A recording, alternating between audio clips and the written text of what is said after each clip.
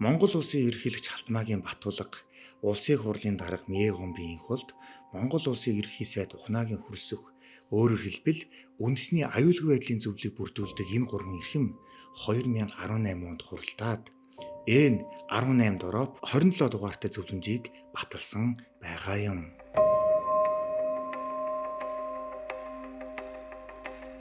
За уг зөвлөмжөөр Монгол улс иргэдийн хувийн мэдээллийг гадны байгууллагуудаас хамгаалах, үндэсний аюулгүй байдлаа батлан хамгаалах зорилгоор үндэсний гадаад паспортаа түүнийг хийдэг бэлтцийг нь эх орны дотооддоо өөрсдөө үйлдвэрлэдэг болёо.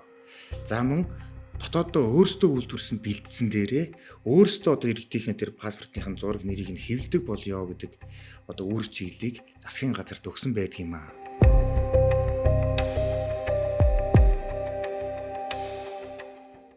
За үндэсний аюулгүй байдлын зөвлөлөөс өгсөн энэхүү зөвлөмжийн дагуу Монгол улсын засгийн газар 2018 оны 144 тоо тогтоолоор нэг иргэн нэг бүртгэл үндэсний хөтөлбөрийг баталсан бөгөөд уг хөтөлбөртөө Монгол улсын иргэний үнэлгээний нууцлал бүхий бэлдэц бичлэлтийг хийх, үндэсний энгийн цахим гадаад паспорт үйлдвэрлэх болон паспортод бичлэлт хийх хүчин чадалтай дотоодын үйлдвэр байгуулах зорилтыг албан ёсоор дэвшүүлж уг ажлыг гардан хийхээр төлөвлөсөн юм байна л да. Гэтэл яг энэ ажлыг дотроос нь харж байсан засгийн газрын нэгэн эмэгтэй энэхүү боломжийг ашиглаад маш их хэмжээний мөнгө хийя гэсэн атгах санаа дотроо агуулсан байдаг юм аа. Тэр хүн бол мөнхийн үсэг компани, Экопак Монгол компани, Аз хор хэвлэл компани, за мөн Монголын үн цас хэвлэл компани зэрэг томоохон бүхий л үйлдвэрүүдийн хувьцааг эзэмшигч яг тухайн моментод Монгол улсын засгийн газрын гишүүн бөгөөд гадаад харилцааны дэд цазаар ажиллаж исэн Бат мөнхийн бат цэцэг байлаа.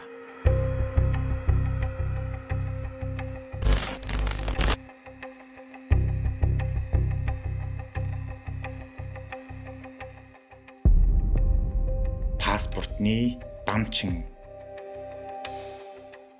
За үндэсний аюулгүй байдлын зөвлөл 2018 онд баталсан энэхүү зөвлөмж даруй 5 жилийн дараа бодит ажил хэрэг болсон бөгөөд Монгол улсын засгийн газар нь үндэсний гадаад паспортыг хэвлэх түүнийг бэлтцийг нь бий болгох мөн хийсэн бэлтцэн дээрээ Монгол улсын иргэдийн нэр зургийг хэвлэдэг албан ёсны үйлдвэрийг барьж байгуулах зорилгоор төрийн өмчт авамгайлсан хуулийн этгээд байгуулах тухай 2023 оны 2 дугаар сарын 8-ны өдрийн 69 дугаартай төрийн үнэт цас хэвлэл компанийг үүсгэн байгуулсан энэ тогтоолыг албан ёсоор баталж байжээ.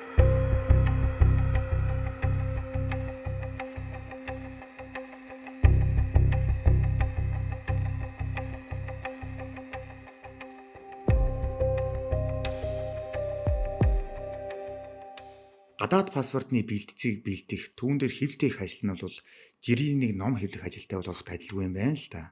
Гадаад паспортны хуудас бүр нь нууцлал бүхий холограм зураг, хавтас нь өндөр нууцлал бүхий RFID чиптэй, лазераар хийсэн зураг, оптик бих, хит ягаан гэрэлд харагддаг нууц дүрс тэмдэг, цаасан дотор гүйсэн нууц утас, тэр бүхий л нанаа тексттэй байдаг юм гин. За ийм олон нууцлалыг гадаад паспортод тэр бичиг баримтж агуулж байдаг учраас дэлхийн улс орнууд гадаад паспортыг хэвлэхдээ маш нарийн дэг журмыг баримталдаг юм байна. Яг л мөнгөний тэмдэгтийг хэвлэж байгаатай адилхан маш нарийн хараа хяналттай байдаг. Тухайлбал гадаад паспортыг хэвлэх үйлдвэрийг нь дотоодын цэргийнхэн бүрэн хамгаалтанд тийм ээ. Тухайн улс болгондод ямар хамгаалах албатай тэрнгээрээ хамгаалдаг.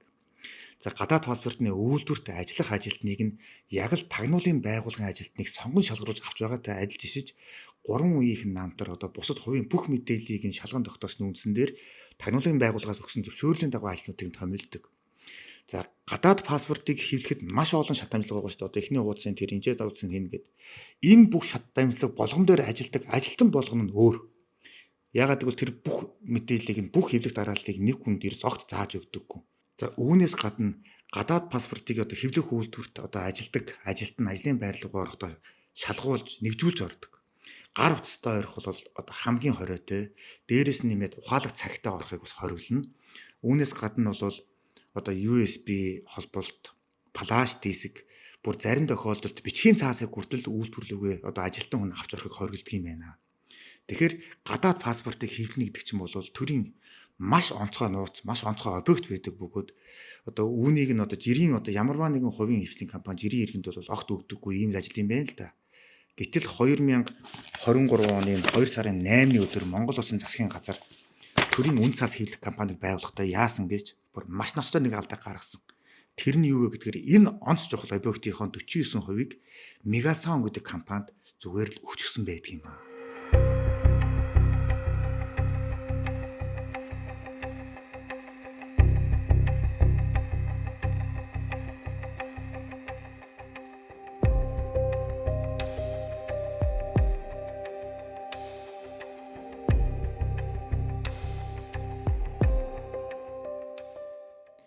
Үгүй бүр солиотой байгаа зү. Үндэсний аюулгүй байдлын зөвлөлийн төвшөнд авч үздэг үндэсний онц чухал объект бүхий тэр одоо хэвлэх үйлдвэрийн 49%-ийг Мегасон гэдэг одоо үл мэдэгдэх компанид өгдөг чи юу гэсэн үг юм бэ? Тэгэд Монгол улсын энэ онц чухал объектын 49%-ийг эзэмшчихсэн энэ Мегасон гэдэг компани яд чухам хэн байдаг юм бэ? Ямар хүн байдаг юм бэ гэд би одоо эрен хайгаад сурвалжлаад үзсэн чинь найдангийн цэрэн долгор хэмээх одоо үл мэдэгдэх эмэгтэй энэхүү компанийн цохор ганц хувьцаа эмзэг зэмш бөгөөд одоо эцсийн өмчлөгч нь байх нь тэр.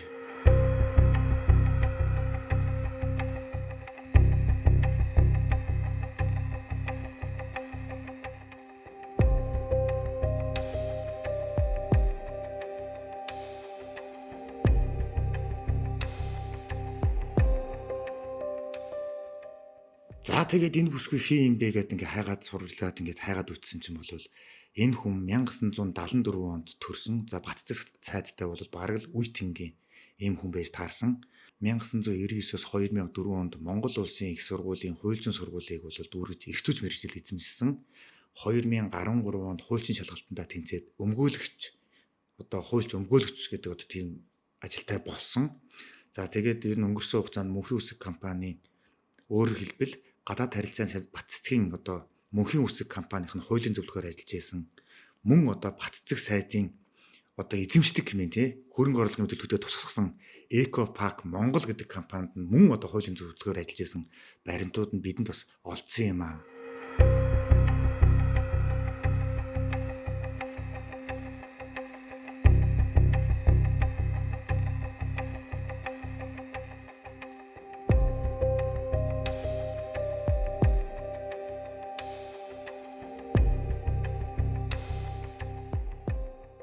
За ингээд цааш нь өргөжлүүлээд хайсан чинь энэхүү найдангийн цэрэн долгор гэдэг эмэгтэй нь болохоор Батцэг сайдын хүү болох тийм ээ Ганбатын содон жамцын үүсгэн байгуулсан VSM компанид нь мөн л одоо хариуцлагатай албан тушаал хасж исэн ийм хүмүүс таарсан.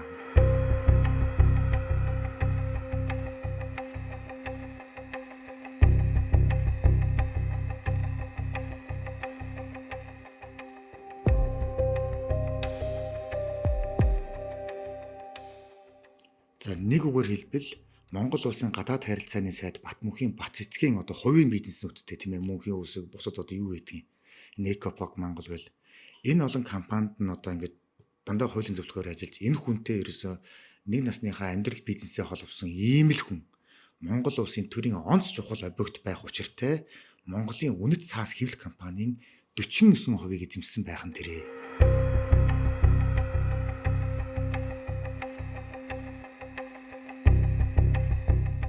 За асуудал бол ингээд дуусангүй. Үндэсний аюулгүй байдлын зөвлөлөөс ямар чиглэл даалгаврыг 2018 онд өгсөн бэ гэхээр Монгол улс үндэсний аюулгүй байдлаа батлан хамгаалах зорилгоор үндэсний үйлдвэр гэдэг нь шүү дээ. Тодорхой үйлдвэрийг гадаад паспортныхаа бэлтцийг эх орондоо хэвэл гадаад паспортныхаа бэлтцэн дээрээ эх орныхоо иргэдийн одоо тэр материалыг нь зураг нэрийг хэвлээд гаргаа гэдэг чиглэл өгсөн. Гэсэн чинь энэ одоо энэ төрийн өмчийн оролцоотой энэ компанийн анхны гүйцэтгэх захирлаар нь Эрдэнэгийн Ариун гэрэл гэдэг эмэгтэй мөн томилогдсон.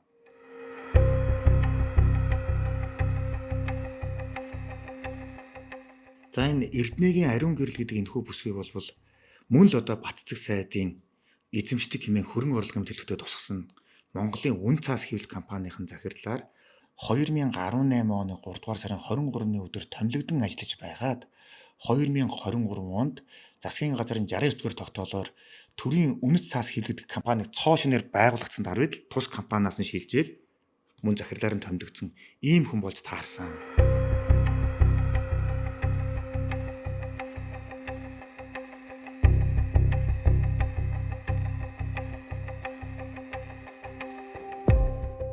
За тэгэхээр Монгол улсын гадаад харилцааны сайд Батмөнхийн Бац-эцгийн эзэмшдэг, ажилуулдаг байсан, өөрөө захирлаар нь ажиллаж байсан компанид нь үе үед л ингэж түүний удирдлагын дор ажилладаг байсан баруун зүүн гарууд нь ингээд Монгол улсын төрийн онц чухал объект болох төрийн үн цаас хэвлэл компанийн хамгийн гол удирдлагыг гартаа авсныхаа дараа яаж хуйлгүйгээр, яаж дүрмгүйгээр, яаж дур зоргоор авилсныг яг та бүхэндээ би үргэлжлүүлэн ярьж өгөх болно. Дураар дургигчид.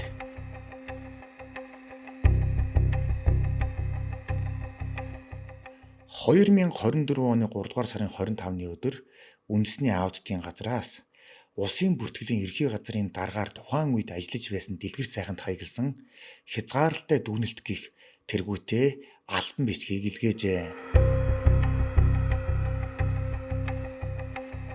За үндэсний аудитын газрын хязгаарлалтай дүгнэлтэд юу байсан бэ гэхээр танай байгууллагын 2023 оны санхүүгийн нэгтгэсэн тайлан төсвийн гүйцэтгэлд хяналт шалгалт хийх явцад 35 тэрбум 936 сая 400 мянган төгрөгийн зөрчил илэрлээ. За уг бүх зөрчил нь засгийн газрын 2023 оны 69 дахь доллар байгуулсан төрийн үнэт цаас хэвлэл, төрийн эмчийн оролцоотой хязгаарлагдмал хариуцлагатай компанитай холбоотой байна гэсэн байна. Нэг байгууллагад гарч байгаа тэр 30 хэдэн тэрбумын бүх зөрчил нь нөгөө компанитай холбоотой. Гэж байж болохгүй асуудал байгаа үстэй. Тухайлбал тус компанийн хувь нийлүүлсэн хөрөнгийн хэмжээг 31 тэрбум 598 сая 400 мянган төгрөг байхаар тодорхойлсон боловч уг хөрөнгийг нягтлан бодох бүртгэлд бүртгэгээгүй байна. За уг компанийн 51% ногдох 16 тэрбум 115 сая төгрөгийг улсын бүртгэдэг ерхий газраас шилжүүлээгүй байна. Өөрөөр хэлбэл төрийн үн цас хэвлэл компани руу 51% ногдох тэр мөнгөө улсын бүртгэдэг газраас шилжүүлээгүй гэсэн үг. За мөн 49% ногдох 15 тэрбум 483 сая төгрөгийг ч мөн Мегасан компани хүлээлгэн өгсөн акт үйлдээгүй байна гэснийг та бүхэн сайн харлаа шүү дээ. Өөрөөр хэлбэл засгийн газар нь энэ компанийг байгуулсан үүргээ хүлээгээгүй, мөн Мегасан компани нь энэ үүргээ биелүүлээгүй гэсэн үг. Нэг үгээр хэлэх юм бол энэ компани хүн цаасан дээр байгуулагдсан боловч эргэцэн хувьд бүрэн төлөвшөөгүй. Тэгээд тэр бүх мөртгөл нь нягтлан бодох бүртгэлийн тухай өөрөө авлагаар компанийхаа бүртгэлд орох хэрэгтэй байтал тэр нь ч мөн ороогүй байна гэдгийг аудитын гаргаад ирсэн. Аудитын газрын хязгаарлалтай дүгнэлтэн доторх байгаа хамгийн ноцтой өгүүлбэр. Би энэ дээр бас маш их гайхаж эмзэглээд байгаа байхгүй юу? Улсын бүртгэлийн ерхий газраас 480 сая 800 мянган төгрөгийн үн бүхий 12,299 ширхэг гадаад паспортын бэлтцийг гадаад паспорт хэвлээгээд өгсөн чинь нөгөө Мегасон компанийн түүнийг хүлээж авангуудаа бүгдийг нь ингээд үйлдвэрийн гологдол боллоо гэд устгаад хайчихсан асуудал аудитын төлөөр гараад ирсэн.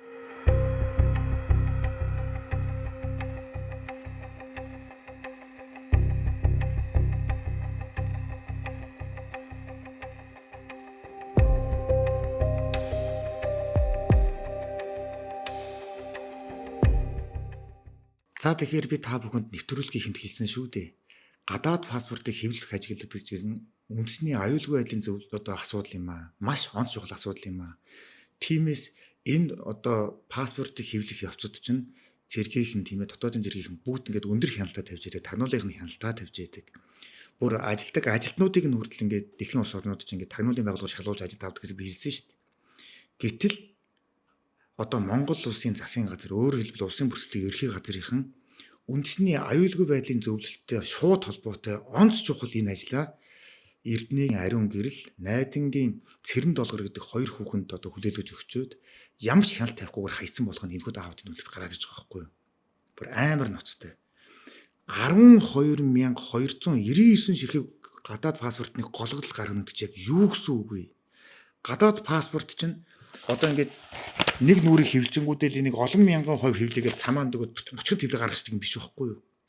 Паспорт нэг болгон чинь өөр үйдэг шүү дээ. Паспорт нэг болгон дээр чинь тэр тухайн паспортны эзэмшигчийн зураг, овг нэр нь байдаг үстэй.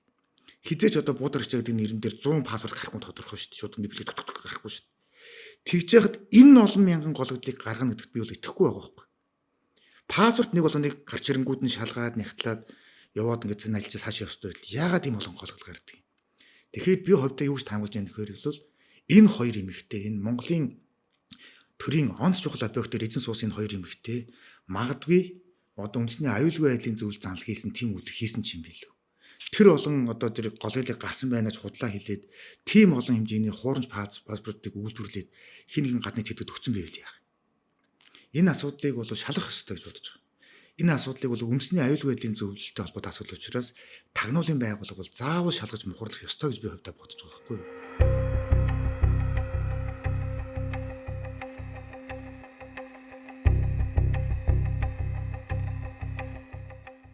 За ингээд аудитын одоо тайланг цааш нь үргэлжлэл өрнөсөн чи дахиад зөндөө олон зөрчил гарч ирсэн. За тухайлбал төрийн үнэт цас хэвлэл компани нь Smart Card компанитай 2 сарын хугацаатай байгуулсан гадаад паспортыг хэвлэх машины хор болон хорны сав дагалдах хэрэгсэл нийлүүлэх гэрээг байгуулсан атлан гэрээний хэрэгжилтийг дүнэн баталгаажуулахгүйгээр үлдэгдэл санхүүжилт болох 102 сая төгрөгийн үлдэгдлийг шууд шилжүүлсэн байна гэсэн байгааг та бүхэн харж байна. Бүр арай дэнд байгаа шүү. Тэгэхээр та бүхэн өөр дөрөө боддоо. Та бүхэн одоо бусдаас бараа материал худалдаж авнаа гэж одоо гэрээ байгуулчаад одоо тэр захиалсан гэрээгээр тохирсон бараа мөртөдүүдийнхээ одоо хүлээж аваагүй, огт аваагүй, гар дээр аваагүй байгаа мөртөөр 102 сая төгрөгийн мөнгө шилжүүлэхгүй. Гин чи хувь хүн дээр ч гэсэн байж болохгүй асуудал шүү дээ. Гэтэл одоо Монгол улсын төрийн онц чухал объект болох төрийн үн цаас хэвлэлд эзэн суусан энэ Бат цэг сайдын хоёр найз энэ жил хуйлгүй авирсан байгаа байхгүй юу? Зүгээр л дур зоргоор авирсан.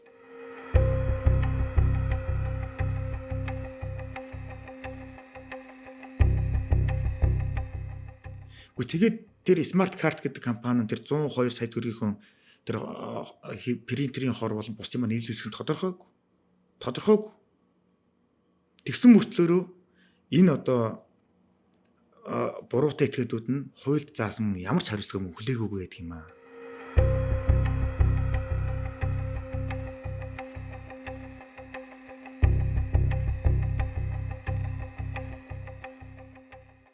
Үндэсний аудитын газрын тайлангийн илрүүлэлт ёсод нь юу гэсэн бэ гэхээр төрийн үнэт цаас хэвлэл компани гүйцэтгэх захирал ариун гэрэл нь тайлан тооны эцэст байгууллагын харилцах данснаас 1 тэрбум 42 сая төгрөгийг үндэсний цахим болон энгийн гадаад паспортны түүхийд материал худалдан аавна хэмээн бусдад урьдчилсан шийдвэрсэн байна гэсэн байгаа юм аа.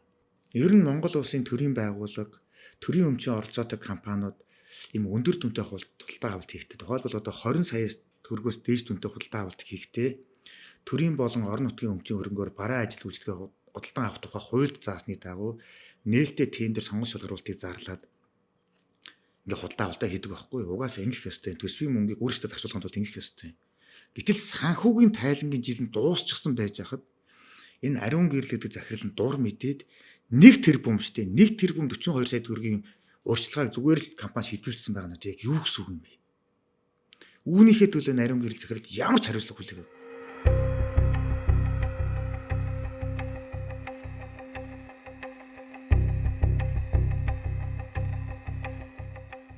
За аудитын тайлангийн илрүүлэлт 12 дээр тайлант хугацаанд төрийн үнэт цаас хэвлэл компанийн каснаас ажилчдын цалин болон бараа материал худалдан авах зардал хэмээн 371 сая төгрөгийг бэлэн мөнгөний зардал гаргасан байна гэснийг та бүхэн сая харлаа.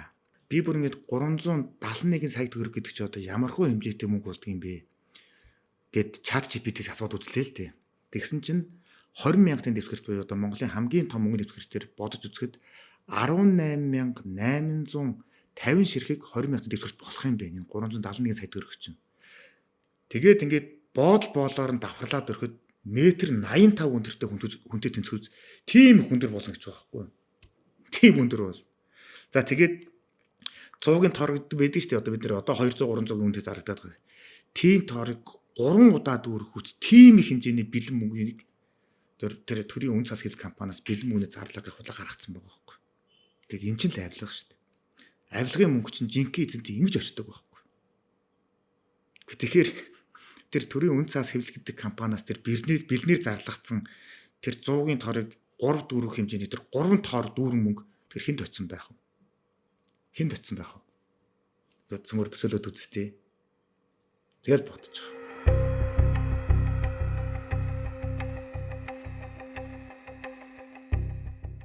За тэгэхээр энэ аудитын тайлангийн хамгийн ноцтой асуудал руу одоо орох чинь. За тэр нь юу вэ гэхээр төрийн үнэт цаас хэвлэл гэдэг компани 2023 онд одоо засгийн газрын доллар байгуулагдсан жилээ Улсын бүртгэлийн эрхээ газраас одоо 16 удаагийн гүйлгээгээр 22 тэрбум 46 сая төгрөгийг татаж авсан юм билээ. Гадаад паспортыг хэвлэнэ гэж. За тэгсэн мөртлөө байна. Нөгөө орж ирсэн мөнгөнийхөө 20 тэрбум 750 сая төгрөгийг нь одоо ингэж олон удаагийн гүйлгээгээр бараа материал худалдаа авах залмайлууд янз бүрийн зардлаар гэж компанийн дансаас энэ компани гүйцэтгэх захирал Эрдэнэгийн ариун гэрэл гэдэг тийм ээ Бацдаг сайдын нөгөө л Монголын үн цаас хэвлэх компанид нь одоо хуучин гүйцэтгэх захирлаар хийжсэн энэ хүүхэн гаргахтаа яасан бэ гэхээр энэ бүх зардлаа шилэн дансантаа огт шивээгүй. Шилэн дансны тухай хуулинд чинь уул нь 5 сая төгрөгөөс дээш түнтэй цалингийн зарлаас бусд бүх гүйлгээгээ ингэж бичиж шивж тайлагын ард түмэнд ингэж шилэн байлгах хэрэгтэй байхгүй. Тэгсэн чинь нэг ч гүйлгээг нь шивээгүй. Тэр ихтгэд бүр шилэн дансан дээр цонх бүртгэлж үүсгөөгүй байсан болох нь үндэсний аудитын тайлангаар одоо шалгалтаар гараад ирсэн. Бүр үнэхээр хуйлгүй авирсан.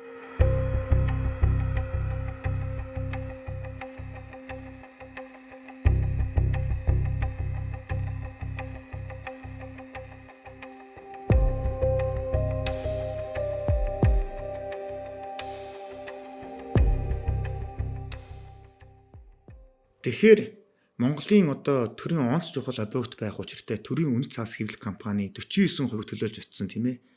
Энэ одоо удирдах зөвлөлтөнд байгаа энэ найдангийн цэрэн долгор гүйцэтгэх захирлаар нь томилогдож очсон Эрдэнэгийн ариун гэрэл гэдэг Бацдаг сайдтай хамаарал бүхий энэ хоёр хүн ингэж л дур зоргоо авирлсан. Зөвхөн жижигхэн жишээ ярихад 174 сая төгрөгийн бараа материалыг зүгээр шууд худалдан авалтаар худалдаад авчихсан. Нөгөө тендерийн хууль мэл зөв түү мэй хаяад явцсан.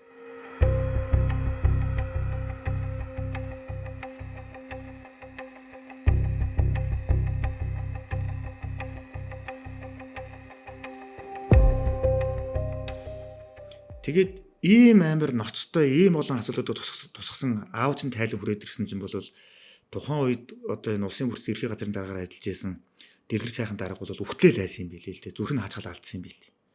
Тэгэл яарч сандраад шууд дээд байгууллагагүй хууль зүйн сайдтай бол мэдэгдсэн. За тухайн үед Монгол улсын хууль зүйн сайдаар бол Алтан гэрэл сайд ажиллаж исэн. Тэгээ Алтан гэрэл сайд энэхүү асуудыг бүр шуурхаа хурдаанаар авч хилцээд хүү наад энэ төрийн өмчийн оролцоотой наа төрийн үн цаас хэвлэл гэдэг компани яаж дур зоргоор авирлаад байгаа юм бэ?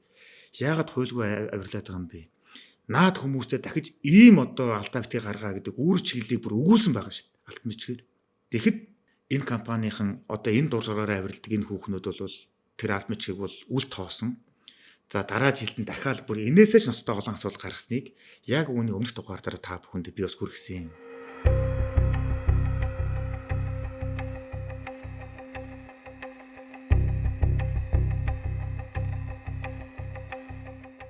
Тэгээд нөө өмнөх нэвтрүүлгүүдээр би нэг 24 тэрбум төгрөгийн худалдаа авалттай холбоотой маш ноцтой асуудлыг гаргасан чинь тэрийг маань бас нөө сошиал орчинд ирээд маш ихээр сэвсэн л дээ.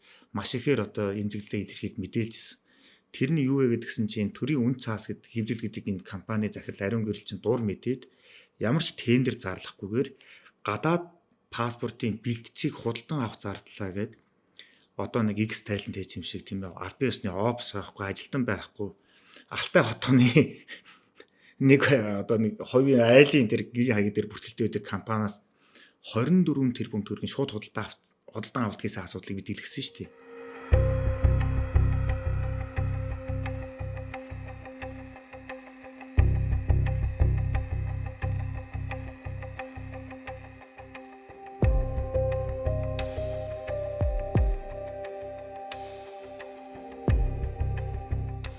Тэгэд ийм ноцтой асуудал гарсныг нь одоо үндэсний аудитын газрынхан мэдээд за нөхдүүдээ ингэж дур зоргоор авирлахгүй.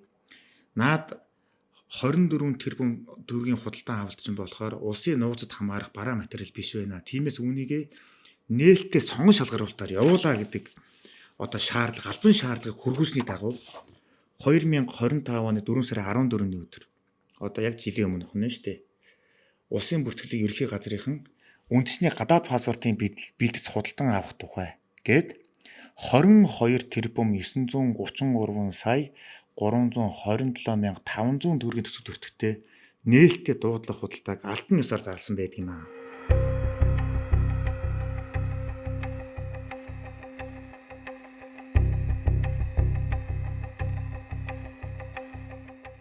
Ингээд улсын бүртгэлийн ерхий газрынхаа ингээд яг хуулийн дагуу одоо ажиллаа явуулъя. Энэ Бат цэцэг сайдын хамаарал бүхий хүмүүс одоо ингэж үнэхээр хуульгүй авирилж, үнэхээр дур зоргоор авирилж төрийн өмчийн одоо дийлэнх хувьцааг эзэмшдэг компани дээр үнэхээр давлуун байна гэдэг асуулт алсан зогсоогоор хөдлөөд ирсэн чи яасан гэж. Нөгөө Мегасон гэдэг компани чинь захирал нь 2025 оны 5 сарын 16-ны өдөр нэг дороо 23 дугаартай алтан бичгийг сангийн амд явуулаад та нар юу ярьж байна хөө? Наад төрийн үнэт цаас хэвлэл гэдэг компани чинь гадаад паспортыг одоо хэвлэх зорилгоор байгуулагдсан компани юм аа. Манай компаниг одоо хийх ёстой ажлыг нээлтээр бараа материалыг нээлттэй дуудлага худалдаагаар зарлана гэдэг чинь юу гэсэн үг юм бэ? Таслан зогсоо гэж сангийн ам бичиг явуулаад бүр таслан зогсоолгосон гэж та бүхэн боддоо. 22 тэрбум төгрөгийн одоо энэ тендерийн ажлыг зүгээр л нэгмөө компани захирал, нэгмөө Бат цэцэг сайдын нэгмөө одоо ойрын хамаарлын хүн ганцхан албан бичгээр таслан зогсоогоол тэгэл нөгөө нэг нэр хаяг тодорхойгүй Алтаа утгийнхаа компаниас дур зоргийн худалдаа авалтаа хийхээр болчихсон. Үргэлжлүүлэн авахаар болчихсон. Цааш тэгнэ. Энэ компани, энэ Мегасон гэдэг компани 49% нь эзэмших тохиолдолд цааш үеийн үед гадаад паспортын бүх худалдаа авалтыг дур зоргоороо өндөр үнээр худалдаа авдаг болно л гэсэн.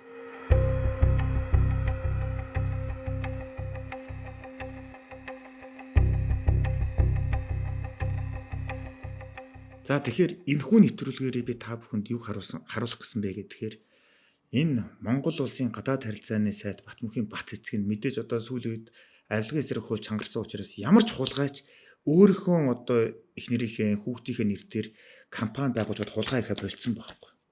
Харин хажууд нь шадарладаг байсан өгнөөс нь гардаг өөрийнхөө хүмүүсийг төрийн өмчийн компани ямар нэгэн байдлаар шургуулж байгаа дур зоргоор авиралдгийн хамгийн том жишээ хийсэн болохоор та бүхэнд өнөөдөр энэхүү хөдөлгөөн байрлуулалтаар харууллаа. Хэрвээ Монгол улсад хууль гэж байдаг бол хэрвээ энэ Мегасон гэдэг компаниг одоо энэ төрийн үнэ цас хэвлэлд эзэн суудсан байгаа энэ хүүхнүүдэд хууль хэрвээ үйлчлдэг байсан бол Монгол улс үндэсний гадаад паспортын битэр бэлтцгийг одоо нээлттэй дуудлага хулдаагаар зарлах байсан юм а. Тэгэнгүүт чинь Монголд ганцхан энэ компани эзэн байхгүй шүү дээ. Өчнөө олон сайн олон жилийн түүхтэй 20 30 жилийн түүхтэй компаниуд байж байгаа. Тэд нар хамгийн сайн бараа бүтээтүүнийг хамгийн хямдхан үнээр хэвлээд нийлүүлэх бүрэн боломжтой л байсан байхгүй юу? Та бид бүхэн одоо нэг гадаад паспортын нэг 150 мянган шилүү 200 мянган шилүү худалдаа авдаг байсан бол энэ үн чинь магадгүй одоо 2 дахин хямдрах тэрнээс илүү хямдрах илүү сайн чанартай болох боломж байсан. Гэтэл энэ хитгэн одоо энэ 2 3 хүүхнүүд л Монголын төр дээр эзэн суучаад зайлж байгаа юм байна. Зайлсаар байна. Тэгээд Монгол улсад маань шударгаас тогтоосоо билээ. Монгол төрийн дээр заларчгаад бүх зүйлийг нь одоо хуульгүйгээр зайдгнж байгаа энэ хүмүүст Монголын төр, Монголын хууль очоосоо билээ.